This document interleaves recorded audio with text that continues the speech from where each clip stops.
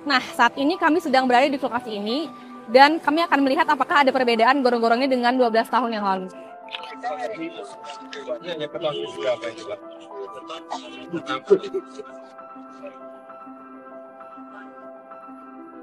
Lokasi gorong-gorong ini terletak di sekitar Bundaran HI. Beberapa catatan berita menyebutkan kalau gorong-gorong ini berada di depan Kedutaan Besar Jerman. Tapi ada yang menyebutnya di depan Hotel Mandarin Oriental.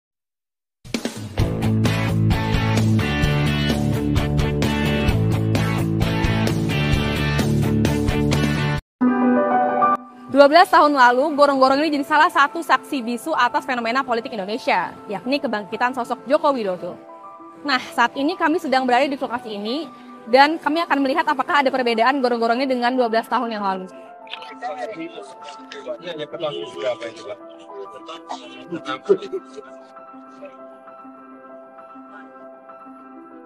Lokasi gorong-gorong ini terletak di sekitar Bundaran HI. Beberapa catatan berita menyebutkan kalau gorong-gorong ini berada di depan Kedutaan Besar Jerman. Tapi ada yang menyebutnya di depan Hotel Mandarin Oriental. Kalau dilihat dari foto ini, terlihat ada daun-daun di belakang foto yang menunjukkan lokasi ini mirip di depan gedung Hotel Mandarin. Pertanyaannya, ngapain sih Jokowi sampai masuk ke gorong-gorong ini? Jokowi mampir ke gorong-gorong ini untuk meninjau penyebab banjir yang terjadi di Bundaran HI. Di sini, Jokowi bilang kalau gorong-gorongnya terlalu kecil. Katanya begitu.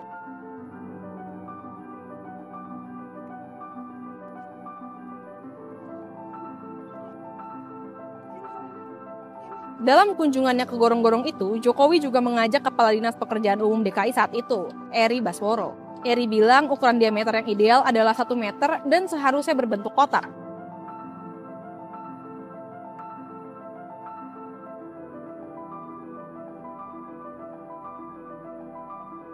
Jokowi juga bilang pelebaran diameter itu membutuhkan waktu yang tidak sebentar.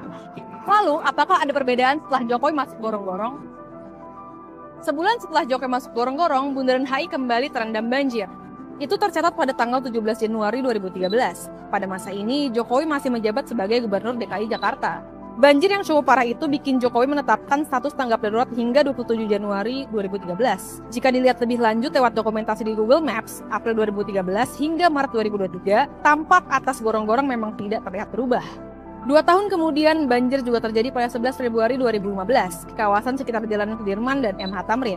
Enggak sampai situ, 30 Agustus 2016, Bundaran HI juga terendam banjir setinggi 30 cm.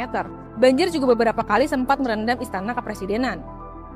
Yang dilakukan oleh Pemda DKI selama ini ya, sejak eranya Pak Jokowi, Pak Ahok ya, sampai dilanjutkan oleh Pak Anies dan Pak Heru sekarang, tidak ada rehabilitasi besar-besaran saluran drainase kota kita.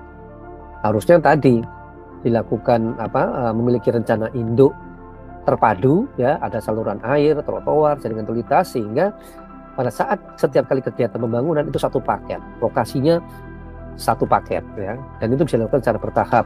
Kembali ke daerah gorong-gorong yang di Bundaran HI, kembali lagi itu perlu visi yang besar ya. Ya kita jadi maklum lah, kalau misalnya kemarin saat itu Pak Jokowi ngecek tetapi tidak diikuti dengan tindakan nyata, karena itu tadi, apakah itu hanya sekedar pencitraan? Tadi artinya masalah udah tahu kan ya. Tetapi kok tidak ada? Bahkan kalau saya boleh kata, sejak Pak Jokowi ngecek gorong-gorong sampai sekarang itu nggak ada namanya rencana induk terpadu tadi.